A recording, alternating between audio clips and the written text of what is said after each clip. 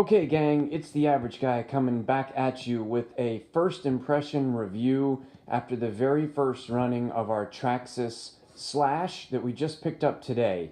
Again, this is the Traxxas Slash, and I purchased this because my brother was here at Christmas with a Traxxas Slash VXL. And my understanding is that they're basically the same vehicle, except that the VXL has an upgraded brushless motor, a different speed controller, and a lithium battery in it. And this is a nickel metal hydride battery and a motor with brushes. So I had a chance to drive the VXL, and it was a barrel of monkeys. So I just thought I had to go get one of these things for myself. But they didn't have the VXL on the shelf.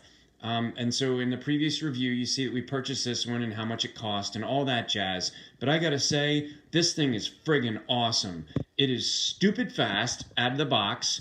It ran fine in my backyard, but I'll say that I don't know if it's the tires that are on this one that are different than what my brother had, or if it's the motor and the battery pack with the power and all that, or whatever. But his burned through the grass a lot better than mine did. So I've got centipede grass, and it's dormant where we live, so it's just brown and crunchy and about 1.5 inches, 2 inches tall. It did fine going through there when it had a full battery charge, but the guy across the street has just kind of a mix of fescue and some weeds, and it just totally bogs down in his grass. So if you're looking for something to run in the grass, I'm not really sure this is the machine that you want.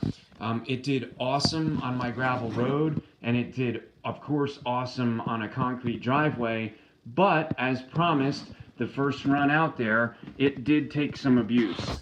You can see up here on the top that it got scratched up because it goes fast enough on the concrete driveway that if you turn too sharp, it will flip over and it will tumble like mad. So it didn't have any flip over problems on the gravel because it just slides, but it'll do donuts. It just slings gravel everywhere if you give it the full speed.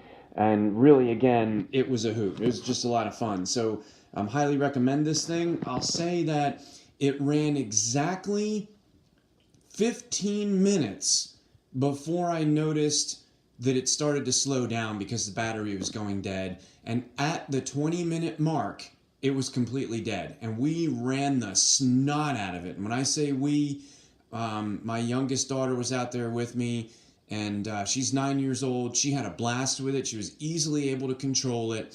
But 20 minutes is going to be the max of what you're going to get out of it. So I got to say, for $250 out of the box, this thing does not disappoint.